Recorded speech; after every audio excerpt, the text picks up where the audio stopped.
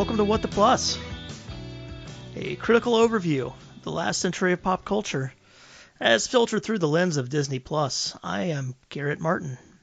I'm a writer, an editor, an employee of Paste Magazine, a guy who probably spends too much time and money on Disney stuff. And we've got a real humdinger of an episode for you here today. We got Maddie Myers, the senior games editor at Polygon.com, stopping by. You might be familiar with Maddie from a variety of podcasts she's hosted over the years on topics including games and the X-Men, or from her music, or from her work at Kotaku and the Mary Sue, or maybe you even remember her byline from the long-gone, dearly departed Boston Phoenix. The Phoenix is where I first became aware of Maddie, and then she actually wrote for me and eventually became my first assistant editor at Paste's Games section. She's one of the best, smartest writers about games and pop culture around, and it's really exciting to have her on the show today. Her pick for this show is 101 Dalmatians, the original animated film from 1961, which actually celebrated its 60th anniversary earlier this week on January 25th. That's a total coincidence. We had no idea until we actually sat down to record the episode, but you know, it's a good one. It's made the show timely for once. And probably the last time that'll happen. So hey, how does Disney's love letter to dog hoarding and murderous furriers stack up 60 years later? What does it say about the world of 1961 and the world of today? Let's find out as Maddy Myers and I talk about the original 101 Dalmatians.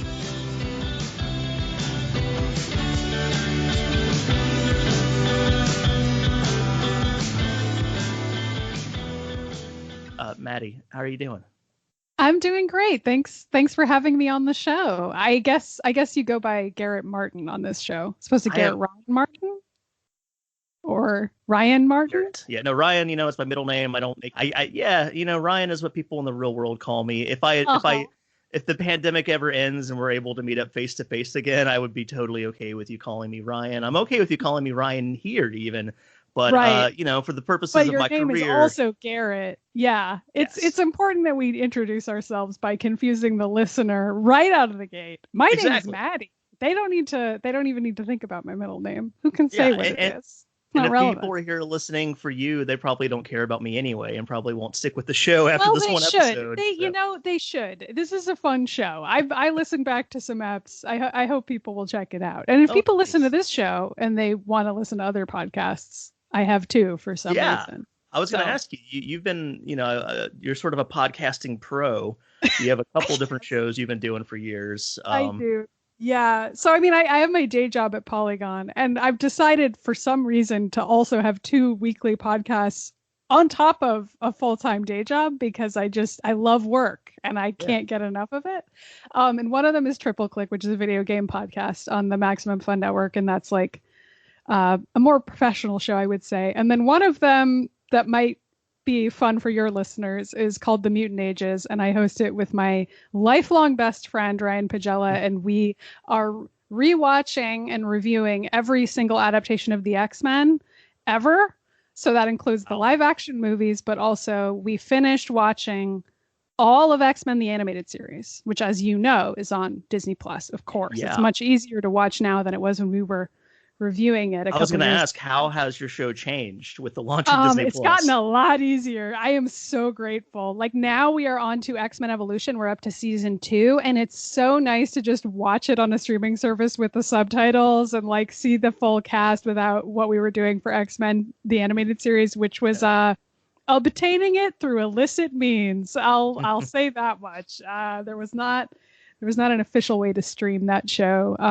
I think it was actually on Hulu when we started the show, and then it got taken off of Hulu because, as you know very well, the rights to the X-Men have been shuffled around in the past 3 years since we've been doing that podcast, and we've kind of been following the business of that the whole time, which has been fun as well. So if people enjoy that, then they can listen to over 100 episodes of us talking about it if you want.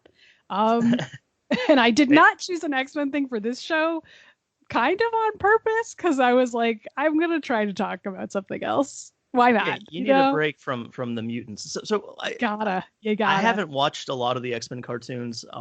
They're very good. Is there any continuity between the different series, or are they all just like their own unique They're separate all things. their own thing. Each one is its own discrete interpretation of the X-Men, sort of like how the live action movies are also their own. They have their own continuity within Yeah. the live action movie world, and like that's separate from the comic books, of course. And like X-Men the animated series is like it has its own continuity, and then X-Men Evolution is like, what if the X-Men were in high school and like had a completely different situation, and like half of them are teenagers and half of them aren't, and it's like it's sort of like a fan fiction world. Like what if Jean Grey and Cyclops are 16 years old, and it's fun. It's fun to see them play with the tropes of X-Men within a different setting and still try to make it work. It's almost as though like the X-Men are a morality play and you're just like inserting these core ideas of these characters into different scenarios and seeing what happens. That's kind of the ethos, creative ethos of each of the animated adaptations. And there's a ton of them. So Yeah. So is podcast. Wolverine like the gym coach in the high school He cartoon? is not. However, Beast, aka Hank McCoy, is the gym coach in X-Men Evolution. I think Logan doesn't have his shit together enough to actually be a high school teacher. He just hangs out at the mansion and like has temper tantrums and runs off in the woods with Sabretooth from time to time. But theoretically, he's like a sort of an RA at Xavier's Institute, as it were. Like he's not really a teacher on that show. I feel like in most iterations, Wolverine is not really capable of teaching anyone anything. He's a wild card. There was I don't read comics much anymore. There was a series maybe 10 years ago where he was like the head of the school, I think. Where he basically he's been in charge of the X-Men a few times. I mean, I think there's other characters where that makes a lot more sense, like your Scott, your Storm, even Emma Frost, and so on. But like, it is funny when Logan has to be in charge of something. He sort of cleaned up his act in the recent comics, though. Like he's acknowledged how many children he has, how many ex-girlfriends he has. So he's really trying to get his shit together. Can he outlive his kids since he doesn't really age? I guess so. Yeah, but I mean, it's comics, so like nobody really dies. So is that really a huge concern? It's fine. All the classics used to say, "Oh, no one really dies except for these characters. They're all back except for Uncle Ben." They are all back because in the current X-Men comics, it's like they're all on this magical island world where they can bring back anybody they want. So that's the Krakoa universe, is resurrections constantly. Yes. So it's all bets are off now. So yeah, Logan doesn't have to worry about his kids dying. You still actively read the comics as well as watch the cartoons? I try to. There's only so many hours in the day. Like I try. There's so much to keep up with now. But I do try to read some comics too.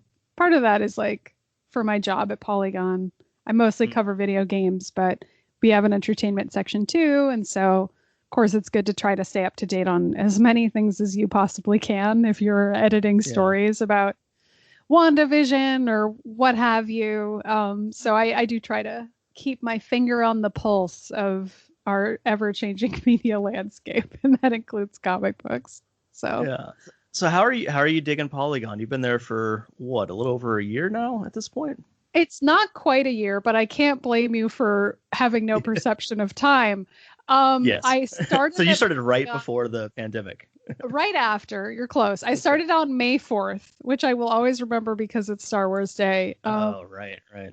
I don't care about that, but it is a great way to remember what day I started my most recent job. And before that, I was at Kotaku for like 2.5 years, maybe longer than that. But yeah, I haven't been at Polygon that long, but I really like it. It's cool. I feel very lucky that I got to go from Kotaku to Polygon and that I even get to work at websites like that in the first place. I enjoyed reading them before I worked at either one and had eventually clawed my way into working for them. But I used to work for you. Yeah. I used to work for Paste Magazine back in the day. You were my first assistant editor, and it's and every insane. now and then I did a good job. No, you did a consistently great job. It's ridiculous that you were my assistant and not reversed. But no, it's cool you've gotten to do like the tour of the big game site. So it's like culturally, like how is Polygon different than Kotaku? Like the in terms of the experience for you as like an editor employee there. I would say from the outside, it probably doesn't seem very different, but from like a company culture standpoint, it's quite different because Kotaku was originally a Gawker media website. And I would say that Gawker, like for good or ill, had a very cavalier attitude about like workplace rules and norms. And like in a good, cool way, that meant that like you could pretty much do what you wanted when it came to like pitching stories and like coming in with a bunch of ideas, and anything goes essentially. And that can be really creatively liberating, but it also meant that like the joke that we didn't have an HR department was like kind of true. And like, it's also why, people describe Gawker as having problems. I mean, of course, there's sort of like a company culture of sexism that was called out many times, and so on and so forth. And by the time I worked there, it was less of a boys' club. Kotaku was certainly less of a boys' club when I was there. But there's still some like old vestiges in the company of that sense. And that was something that I think the company was actively trying to work on when I was there. But then this guy, Jim Spanfeller, ended up in charge of the company shortly before I left. And he really wanted to basically turn Gawker's sites into just kind of like spinning ad wheels. I don't really know what his motivation is, honestly. I couldn't make head nor tails of it, but a lot of people quit the company. Most notably, everybody who worked at Deadspin quit after he started making changes. And he was definitely trying to make changes to Kotaku as well. And that was part of why I started looking for a new job. But I think it is hard to like sort of negotiate the freewheeling Gawker ethos with kind of the modern internet publishing ethos, which I think is also scrambling to keep up with how to be profitable in a Facebook-dominated, Google-dominated world. And that is just something that I'm like, maybe that's not solvable. But coming to Polygon is part of Vox Media, which is like a huge but independent company. And that's very different for me right out of the gate, because Vox is pretty buttoned up compared to Gawker, and at least in my perception. And they've also like really got the game down when it comes to the Google and Facebook algorithm in ways that Gawker never cared to do. Bless them. And so Vox is in a very different position. They're much safer company to work for in certain ways. Like I don't worry that I'm going to suddenly lose my job because we like tried a weird thing and like now we need to pull the plug on a bunch of websites. But like that wasn't so uncommon at Gawker. So Polygon is a much more, so far, and I famous last words, but it's very stable. And it's also a lot more corporate, for better or worse. Like I came in and there was like a ton of HR paperwork and I was like, holy shit, this is like a real company. You know what I mean? Like it was very different. They're different eras of the internet, like Gawker. I mean, I gotta think Vox launched partially with Gawker in mind in terms of what not to do, Yes. Yeah, it's like the post-Gawker internet where they're like, okay, so we want to be cool, but we also want to have like an employee code of conduct. What does that look like for us? Like, what is that kind of website? And we're still figuring it out, but it's cool to work at a place where I don't feel as concerned about everything going up in flames. I get to still experiment with the kinds of stories that I want to do and assign people to do, but not worry quite as much every day. Cool. So do you basically, do you have to, pitch your ideas to get approval, or can you just go ahead? I don't anymore. I am the king, I guess. I am in charge of the entirety of Polygon's video game section now. And then above me, there's Chelsea Stark and Chris Plant, and they're in charge of like the whole website, including the entertainment section. But like the video game section is mine to run. And that's pretty cool and terrifying and not something I ever would have envisioned getting to do, but it's fun. I dig it. So I'm the one who gets to decide what stories we run and what we cover and what our sections look like. And it's pretty neat. Like, what should a video game publication be in 2021? I don't know, but I get to figure it out every single day, decide what I think matters, and that's my job. That's what I do. Awesome. You're doing a great job at it. It's just cool to see. If you like Polygon, maybe I have something to do with it. Maybe. I don't know. I mean, come on. You have a ton to do with it, especially over the last, at least over the last year, whenever you joined. That's right. May 4th. That's right. Yeah.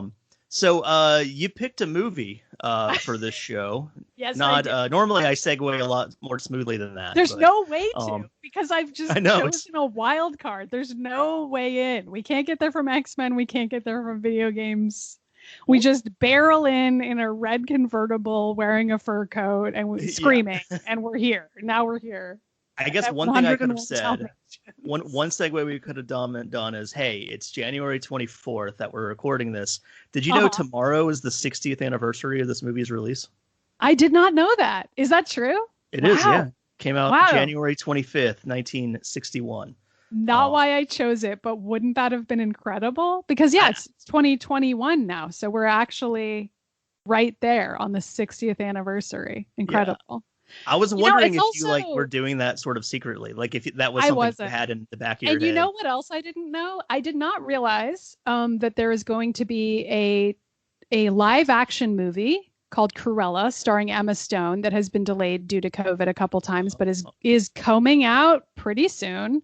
And there's also a 2021 musical that was also delayed due to COVID, and is 101 Dalmatians musical. So I think 101 Dalmatians is poised for a comeback, or at least possibly a failed comeback. I think they're doing like an anniversary thing. They had all that coming up for 2021. Yeah. Because, one thing I was thinking as I was taking notes on this, this is a very well-known, a very popular Disney classic, and it was the first one to get the live-action remakes back in the 90s of Glenn Close. It's one that it doesn't really have as much of a presence today in the Disney world as some of the other classic films. Like, you don't really see it at the theme parks. You don't, really see the characters, merchandise. It could come back, though. I could see it coming back because, 60th anniversary, plus they're revisiting the live action idea with this Cruella movie, which apparently is going to come out on May 28th, 2021, by the way. But yeah, you're right. I remember watching the live action remake of this movie. I think that was 1996, so I would have been 10. And I remember even at 10 being like, why does this exist? Why have they done this? And yet that would become Disney's strategy again and again, just going back to the content mines and remaking something they already did in live action. Or it took them 20 years to do that too. It's so weird. You would think after that big success. That wasn't successful, though. The Glenn Close 101 Dalmatians was poorly reviewed, and even at the time, people were like, "Why is this happening?" But Disney made money, all of that. Oh, did it? Okay. Well, then they made a sequel. There's 102 Dalmatians, a live action one. Why? With Glenn Close. Yeah, I don't know. Love that they got Glenn back. Love that for her. That's great.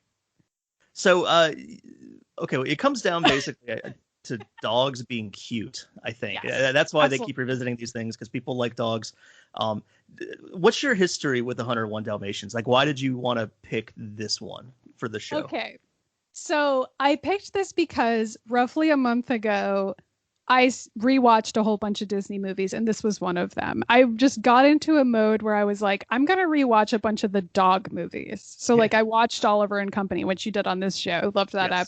And then I watched Lady and the Tramp. I watched the original, not the live action remake, which I refuse to acknowledge because it looks terrifying. I watched this movie. Those were the three that I watched in this feverish week where I was like, I'm going to watch the dog movies. And of those three, I was really surprised by how much I enjoyed 101 Dalmatians. It probably helps that it doesn't have a bunch of racist stereotypes in it, because it's a movie almost entirely about white characters or white coded characters. So say of that what you will. But it's very beautiful. They used some shortcuts in animating it, from what I understand. They used some xeroxing in order to speed up the process. But some of those painterly backgrounds are gorgeous. Some of the chase scenes, there's a lot of chase scenes in this movie, are really pleasant to watch and just gaze upon. And also there's some genuinely funny jokes in this movie. There's some parts of this movie that I just laughed out loud at, and I was like, wow, this is just some good clean slapstick. And Cruella de Vil, she's pretty iconic. I there's plenty we could say about 1960s gender roles and how much they're on display in this film, but as far as movies that I watched as an adult where I was like, oh, I loved this as a child, what was I learning from this? This one was like pretty harmless compared to some of the other Disney movies where I'm like, yikes, like I cannot believe I was watching this. This one I was like, this is pretty fun. Like I get why I loved this as a child. It's like, it was fine, you know? There's cute little movies. It's adorable. So that's a ton right there that we're going to go through bit by bit over the course of this episode. One of the things I try to do on the show is when we watch older things is be like, hey, what do you think would not be possible with this movie today? And that's another thing that struck me watching this again last night is that for that era of Disney animation, there isn't a lot that seems objectionable today. I mean, some of the way they treat Roger's wife, I forget her name. What's the little woman's name? Anita and Perdita. Both like of I'm doing it right here. I don't even know her person. name. I know. But it's because she's not a person. Yeah. She doesn't really have a personality. We don't know anything about her. Yeah. There's nothing to know. All we know is that she owns this dog and her friend is weird and mean. So, but yeah, for the most part, the movie is pretty. You could do this today without, I think, offending people, which is not true of so many of those old films. I mean, I do think that they're. Just to sort of get into the Cruella bit of it all. I mean, I think the fact that Cruella is a single woman in 1961 when this comes out, and like that is positioned as part of what's so terrifying about her. And like, she's not only single, she's like money grubbing, she's manipulative, she's cunning. Like she is sort of embodying a handful of traits about like women of the time period. Whereas Anita and her dog Perdita are like the good little married woman. Neither of them is like employed or does anything at all. Like they look to their husbands for all things. Whereas like Cruella is the one who's in charge of her own life, and she has a couple of incompetent male henchmen. And like that's crazy. Like that's terrifying that like the woman is in charge. I mean, like there are some sort of basic gender role things that like if you were to make it now, it's like, well, would you find some way to twist this? And perhaps Emma Stone will face that acting challenge when she apparently has to play Cruella. But those were some things that stood out to me. But it's also campy fun. I mean, Cruella's like still an icon today. And you can't really deny that either. And the ways that people have sort of reclaimed her and kind of embraced her again and be like, yeah, she's freaking terrible, but she's very fun. And I mean, if your parents named you Cruella, you kind of don't even have a chance at that point, right? Okay, I don't know why I'm talking so much about this Emma Stone movie. I was not intending to. But apparently the backstory that they give Cruella is that her name is Estella. And then over time, as she gains her obsession with furs and Dalmatians, she takes on the moniker Cruella herself. She like becomes Cruella. It's sort of a Darth Vader situation, I guess. Like, I don't know, but that's how they try to explain the absurdity of a human being being named Cruel Devil, which is it's black and white, which I guess is funny to say about 101 Dalmatians, but this is the most black and white movie she's also ever. So Dodie Smith, the author of the book, is a woman, and apparently in the book Cruella has a husband. Yes, and, I thought that was interesting that they took that out. Yeah. Do you think that says something about the Disney company's mentality at the time, that we need to make her a single woman? I kind of do. And I feel bad saying that, but I also feel like it fit within a certain Disney mold of the time, like the evil queen and Snow White and so on, like the idea of like an evil, single, selfish woman, or like Medusa and the Rescuers. And there's a lot of similarities. Or Ursula in Little Mermaid, although that was, of course, later on. Like this idea of this single witchy woman, and like her power is that she's alone, and that's also what's scary about her. I mean, it's a Disney villain trope, and it's just something that they repeat again and again. And I think that if Cruella's married, it's a very different story, because it's like, oh, someone fell in love with this person. Like, what does that say about them? But in this story, no, like she's alone and she hates everybody. And like, that's a big part of who she is. It's also weird how they don't even attempt to explain why she wants to kill these dogs for like, she just shows up, and initially her very first appearance, she's all about just getting these puppies so that she can turn them into a coat. And like she's not even that, like she's pretty transparent about it. Like she's kind of like, she doesn't outright say like, I want to skin your puppies and make a coat, but she all but says it. She's like obsessing about the fur. She talks about hating dogs as dogs. And so even Roger and Anita are like, why does she want these puppies? Like, what is happening here? But like, they can't quite put it together.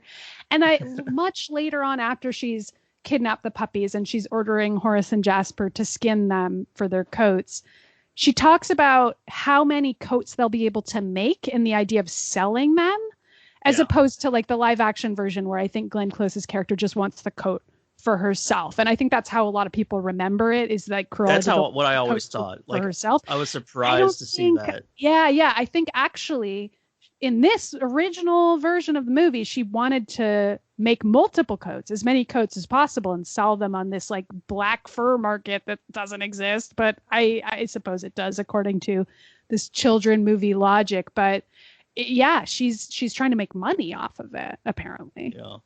Maybe in 1960s England there was a black I tried to market for Google dog this fur and I coats. could find no evidence of that. I was like, was this like a fear people had at the time? Like the idea of somebody, it seems, I don't know what it's even based on. I think it's just a children's movie fear because it's not based in any reality, but it's like, of course it's horrifying to imagine somebody just buying puppies solely to kill them and make them into a coat. Like, that's as bad as it gets. Like, why would you do that? So watching as an adult, how has your opinion of Cruella changed from when you were a kid? I was very scared of Cruella as a kid. I mean, who wasn't? She's very scary. But as an adult, I'm much more... It's impossible to be sympathetic towards her because she's not a human being. But I much more see her as a fun character. And also as an adult, I thought Horace and Jasper were a lot funnier as well. Like as a kid also, I thought they were all very scary, and like them breaking into the house and tricking the maid and so on, and like, you know, trying to skin the puppies. Like that stuff is very scary when you're a child. But as an adult, I found all of it much funnier and sillier. And like, okay, so Horace and Jasper at one point, they watched this television show, What's My Crime? Which I did not remember this show at all. And like, as an adult, I was like, why is this even in the movie? But this movie purports a world, it's like this dystopic, like alternate history version of the 60s where criminals are competing on a game show to win a vacation. And this is the show that Jasper and Horace are watching together, like while they're procrastinating skinning the puppies. Like, I don't know. I was amazed by this, even being in the film. And like, when Cruella shows up and she's like yelling at them to do their jobs, like I found that scene really funny. Like when at first you think that Horace and Jasper are putting it off because they don't actually want to kill all these puppies, but it turns out that it's just because they want to watch their weird TV show. Like, that was great. I love the villains this time around. I loved them a lot. Yeah, I was gonna say, like, between What's My Crime and the dogs watching the Western starring the dog, this is like an era of a universe with like super hyper targeted niche TV shows, apparently. Yes. And the movie itself is almost like an advertisement for the idea of television, or like watching something, where it's like all the puppies, their defining characteristic as children is that they love TV and they love watching this show about a dog. And like, even the villains, they love TV. They love watching stuff. Like, what is that? Why is that here? It's like Disney is trying to advertise itself against itself. And I guess that makes sense to them. I don't know. Also, it's the first of their animated features where they could have had TV in the plot. Yes, that's true. Not just because it's, in 1960 now when they're making it, but because it's actually set in the modern time. So many of the earlier movies were all set in different time periods. So that's true. And they had to capture the zeitgeist of televisions in every home by like showing the characters in the movie having a television. Why not? Yeah. How much of Cruella's enduring popularity as a Disney villain do you think comes down to the song about her? Oh, almost all of it. Okay. I love this song. So I have to ask you, you're a fellow musician. When you write songs, do you write the lyrics first and the melody second, or the other way around? Or What do you do? Because I was going I'm to ask you the curious. same question. It's different for every song. I mean, Same. sometimes, yeah, like if there's something specific I want to say, I'll write the words and then try to fit them into a song. But Mhm. sometimes I'll just come up with like, a riff or something that I like, and then I'll at the last second sometimes even just write words to go along with them. Yeah, me too. And I think that that's actually how Roger writes songs. So Roger is a character in this movie. He's a songwriter, and that's shown throughout. And he has written Cruella de Vil before Cruella shows up. Part of the joy of this scene is seeing those pieces fall together, where like he's singing her theme song as her shadow appears across their doorstep, and then she comes in, and it's like, oh, Cruella de Vil, the person with the name at the same rhythm of the song we've Yeah. just heard. And then after she leaves, of course, Roger has this brain blast and just starts singing these lyrics, which are hilarious. And he's like acting out the whole song to his wife, who's like laughing. And it's like the moment where you fall in love with Roger as a viewer, because you're like, oh, like he's funny, he's charming. Like you kind of see what's so great about him because he's Right. writing a great song. Like you can't not like the guy and root for the guy in that moment. And it helps mythologize Cruella, who is not in this movie that much. Like she's Mm, not there's not a lot for her to do, but by having this song that's so catchy, it helps propel her in your mind and be like, "Oh yeah, like she's evil. She's watching you from underneath the rock." Like it's all there for you. right. No, it's a fantastic song, and like you were saying, the way they use it in the movie is perfect. Mhm. Mhm. I Um, love it. what about some of the other songs in the movie? The Canine Crunchies Can't jingle stand really it. No, too hate that part. too shrill for you. Too shrill, not a good song. I don't It's weird too because the same couple of guys wrote all the songs in the movie apparently. George Burns, I don't know how to pronounce this guy's name, and he wrote them with somebody else's name. I don't have it at hand. And I don't know. I don't know why Cruella de Vil is so freaking good, and I don't really like Canine Crunchies, and I don't really care about the Dalmatian Plantation song at the very end. I'm like, Yeah. those are all kind of eh. But Cruella Well, de Vil, I'm it thinking makes Canine sense that it Crunchies becomes is a hit single at the end of the movie. You're like, yeah, it should be a hit single. It's a great song. yeah. I'm wondering if Canine Crunchies is a bit of commentary on their part on TV commercials and the music Hmm. used for them. I think it's supposed to be pretty annoying, but I also probably, yeah. it's also incredibly long ad. Like it just keeps Yeah. playing in the background of that scene. It's like they're padding for time or something. I mean, there isn't that much stuff that happens in this movie. It's not No, that long of a film. no, So they there's got to add almost in no an plot. I mean, the entire. second half of it is just the escape, basically. Like, It is, yeah. I was reading some other reviews of the movie, and people feel like it drags in the second half, which is a fair complaint. I think what saves the second half for me is that I really like the horse and the old dog and the cat character. Like yeah, they're very funny to me.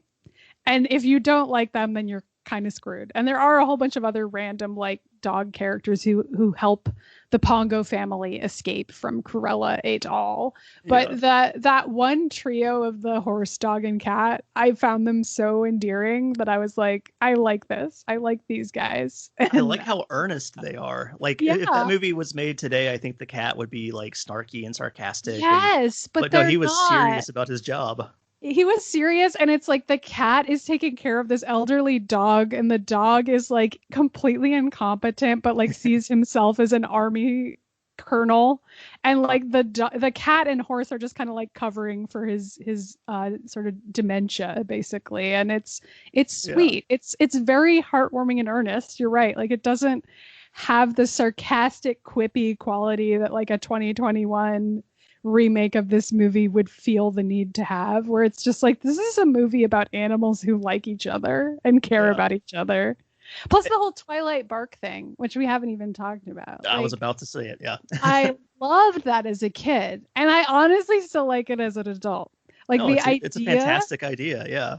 yeah, the idea that these dogs have a way to communicate with one another that humans will never understand, I feel like this is part of why I rewatched all these dog movies as an adult a month ago, because Lady and the Tramp has a similar energy where, like, Yeah. Lady has to save her family from the rat and so on. And like the dogs understand how big of a deal that is, but like the humans kind of do, but like they really don't get it. And like this is similar where it's like there's something horrible that's happened in the real world and humans get it, but like the dogs have to figure it out on their own, and they're like using this underground network in order to like solve a problem that like the human police are incapable of solving, and like human society can't seem to figure it out, but like these dogs can. And it's attractive to me even now. It's just like it's endearing to imagine that that's the case for the animals in your life, that they have this sort of private world that you'll never understand, but that like supports them in a way that you never could.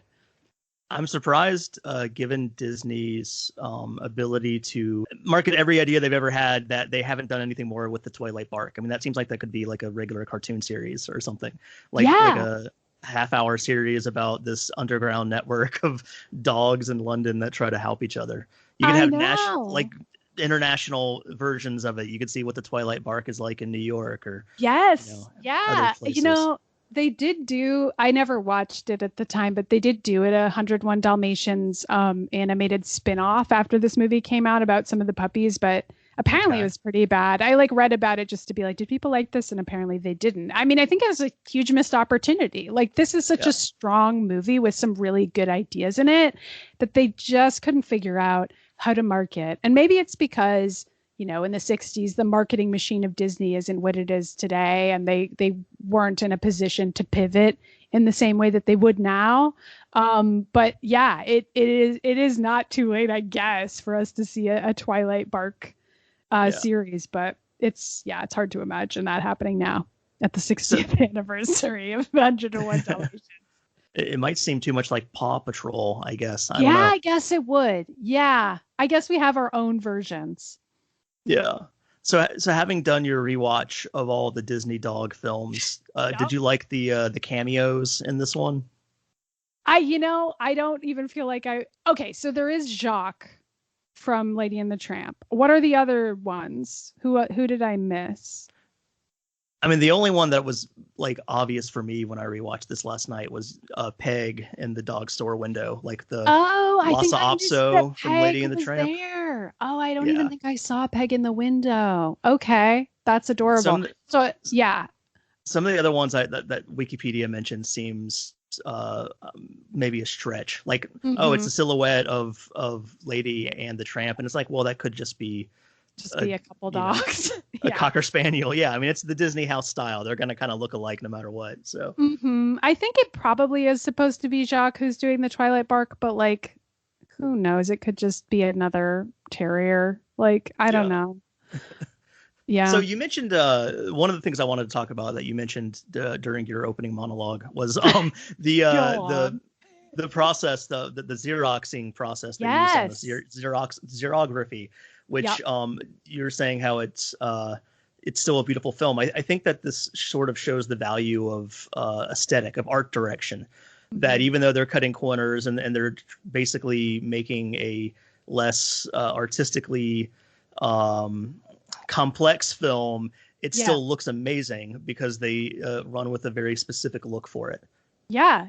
I don't know a lot about how that xerography process worked, although there's at least some articles online about how those thick black lines, like around each character, like perhaps the reason why the line art in the movie is so strong is because of that Xeroxing that they were doing to speed up the process. And it's obviously like there's a lot of black and white in this movie. So it kind of makes sense that would be something they would use, is like all this line art. And it's almost like because they were using this process, they ended up with this very black and white visual style for a lot of the character designs and so on. Or perhaps because it's a movie about Dalmatians, they were like, maybe this is the style we should go with. I don't know if it was just a match made in heaven or what, but the results are really cool to watch. And it's nice to know it wasn't as hard for them to make, because apparently this was also one of the many, many time periods when Disney was considering not doing animated movies anymore because Sleeping Beauty had been so expensive. So Luckily, They this lost movie did they lost a okay. ton on Sleeping Beauty, which basically Sleeping Beauty is gorgeous. It is one of their best animated films, and it was kind of a flop. So they Yeah, went it cheap. They is wanted to figure out a gorgeous new to look at, process. though. Yeah, that's Yeah. another one where like they brought in a very specific art director, Ivan Earl, to get that sort of like medieval look that, you know, how it looks kind of like tapestries almost. And Mm-hmm. it's a really gorgeous look, and they lost a lot on it. So they're like, we got to Yeah. go cheap going forward.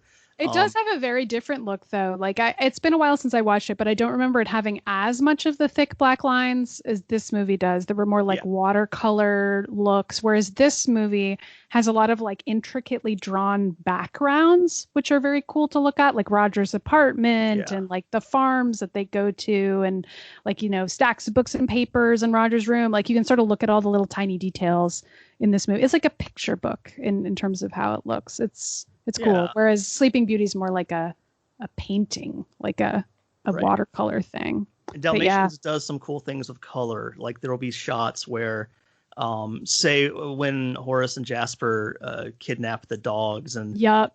the maid winds up flying into like the cello and breaking it. Like the entire Yes. background of the room at that point is red, with just Yeah, sort of like the yeah. black, like ink, sort of the only other color in the background. Uh-huh. Um, and There's it's a lot some, of like flashlights shining around in the movie too that they do with like spotlights and lighting and like the fear of those moments, which is very cool. And I remember being struck by, even as a kid, like that visual look of the flashlights and like the cars and stuff.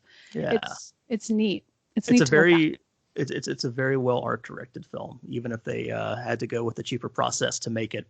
Mhm. Um, So, yeah, I don't know. I feel like we've covered the film pretty well. You got any final thoughts about 101 Dalmatians? Sure. I'll just say I think people should watch it. You know, if you haven't seen it in a while, you should check it out. I think it's a cool movie. Oh, Well, there are a well, lot of fat jokes though. I didn't like that. I will say yeah. that. I found that annoying. That is my one complaint about this film, is that there is a puppy and he's the fat one, and that's it. That's He all likes there to is to eat. that. Or Rolly. They named His him after name's how fat he Rolly. is. They Yeah. sure did, and that's as far as that joke goes. And I wouldn't even call it a joke per se. It's more just like a statement of fact about Yeah. this puppy. And it's like, well, I guess that was 1961. I guess that was as far as we could go with that. That is, I suppose, the thing that would not happen today, or at least I would hope it would not happen today. But pretty much everything Yeah. else, I was like, this is pretty good. I like this film. I enjoy I it. think that would happen still today. I mean, like the Chipmunks movies are, you know, they still have Theodore be, you know, like a hungry little fat guy. So I think those jokes are still cool today. Well, that's unfortunate, and I would like for that to change because I think it's stupid. But Yeah. that's me. Your your mileage may vary, listener. Maybe it won't bother you, but it bothers me. Everything else, though, it rules. Cruella de Vil, great song. Can't wait for it to make its comeback in 2021. What would you do with the 100 puppies? Oh, okay. That's another thing about this movie. The financial unreality of it. Like at the end, when all of the puppies come home to Roger and Anita, and they are genuinely excited. Like with Yeah. each puppy coming in as they're counting all the puppies, it's like you would be screaming in horror if this were happening to you. You'd be like, what Yeah. are we going to do? There's so many dogs and they all need homes. And like, what are we going to do with all these dogs? You would be having like a full on panic attack, even if you love dogs. But no, they're excited. They love every puppy. It's like such a child fantasy to like not understand the realities of what they're now signing up to do, which is have their entire lives revolve around taking care of 101. For now, there's 99 puppies, but they are going to be full-size dogs who Right, need right. so much food and will be pooping so much. Like, that's their The lives sequel now. the sequel is one of those situations where they get arrested for animal cruelty, not because they Yes, wanted to be for cruel to the animal, like but because they hoarding loved all them these so much they couldn't. dogs. Yeah. It's horrifying to think about. But as a kid, none of that occurred to me at all. And I just thought it was great because I loved dogs and cats. And I was just like, this is adorable. Wouldn't it be great to have 99 puppies? What a fantasy. And so Roger and Anita being so pumped about the dogs was like, of course they would be. Why wouldn't they just be unequivocally happy that they have 101 dogs? Sure. Yeah. All right, Maddie Myers, thanks for coming by and talking about 101 Dalmatians. Where can people find you on the internet? Well, I'm on Twitter and pretty much everywhere else is Maddy Myers, Middimyers. And you can find all my stuff there, be it podcasts or articles or whatever else. Awesome. Thanks again and have a good day. You too.